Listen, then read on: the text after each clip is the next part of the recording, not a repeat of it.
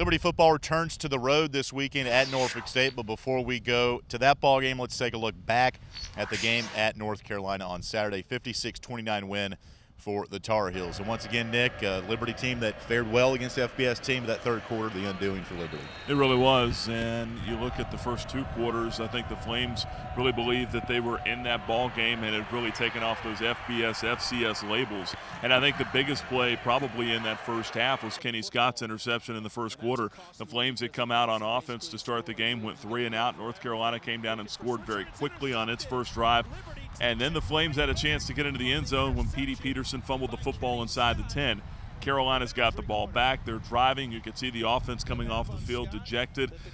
And then one play later, they're right back out on the field. So it really didn't allow the offense to get down on itself, and they had to go right back to work. And I think that was key for the Flames being able to hang around as long as they did. In the end, slim margin for error in these type of games, and the Flames got a little turnover prone there in the third quarter, and that was certainly their undoing. You speaking of the margin of error, which there is none to beat an FBS team, Josh Woodrum, Flames quarterback, said when you play against the big boys, you have to basically play error-free.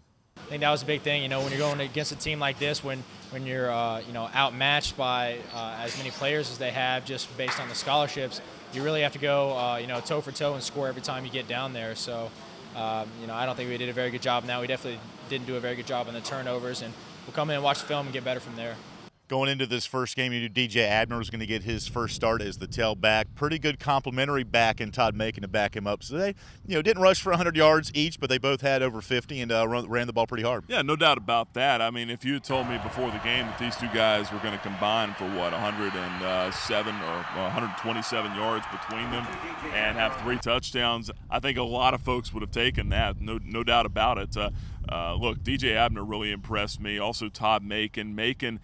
His ability to get up there in some of those tough runs and find the end zone a couple of times, certainly very impressive for him, playing, basically his first college football game. And, I think that a lot of questions were answered about the Flames' run game. I think a lot of questions were answered about the secondary as well. I know we're going to talk defense here in just a minute, but that was one of the biggest concerns coming into this thing was how are those guys going to react? How was it going to be without Des Rice? I think the Flames are going to be fine going forward. I think a lot of people, even the team, left that game feeling pretty good about what is to come this season. You look at the 6 turnovers Liberty had. Yeah, that's not so much a talent issue as it is some things they just need to kind of iron out this week in practice. No doubt. They'll get in the film room. They'll correct that stuff. And let's not take anything away from North Carolina either. I mean, they forced some of those turnovers. They're going to force a lot more of them as the season goes on. And you look at defensively, you break in 2 new corners, although you made a good point.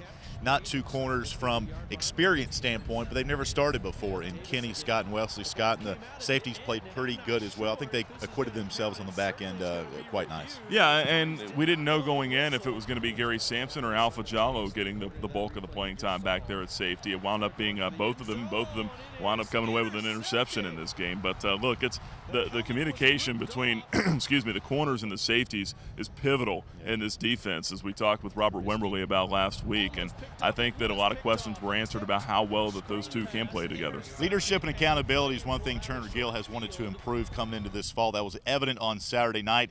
Kenny Scott said, hey, we might have been given some short fields defensively because of some offensive miscues, but we did not do our job. Our job is to stop them from getting to the end zone. So we didn't do what we were supposed to do. Even when the offense turned the ball over, we have to stop them from getting to the end zone. So we didn't really do what we were supposed to do with that part. So we can't blame anything on the offense.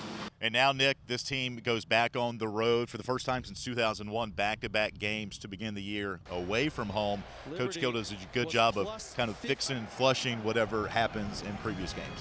Yeah, he does, and this is an opportunity here for the Flames to get a non-conference road win, and something they haven't done a whole lot of here lately. So, this is a big game, and in some ways maybe bigger than the North Carolina game. Absolutely. Because you got to go out there and, there's no pomp and circumstance. There's no 51,000 attendance mark that's going to be out there in Norfolk this weekend. And the Flames got to get themselves ready to go out there and play a good football game, because the last thing you want to do is to have a little bit of a hangover from the week before, come out there and not play well, and then come into your home opener at 0-2. Yeah. This is a Norfolk State team that looks to be pretty good defensively. They only gave up 10 points in the loss to Maine this past weekend. I think offensively, the Flames are going to be a little bit challenged out there, and they're going to have to come out there and get off to a good start.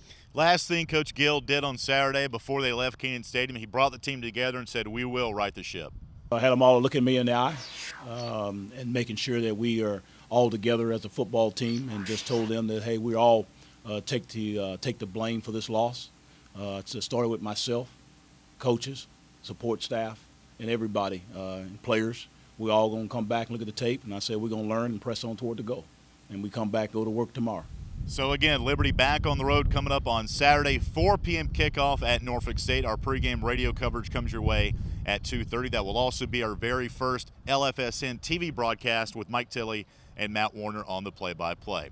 That's the story here from Lynchburg. For Nick Pierce, I'm Alan York for the Liberty Flames Sports Network.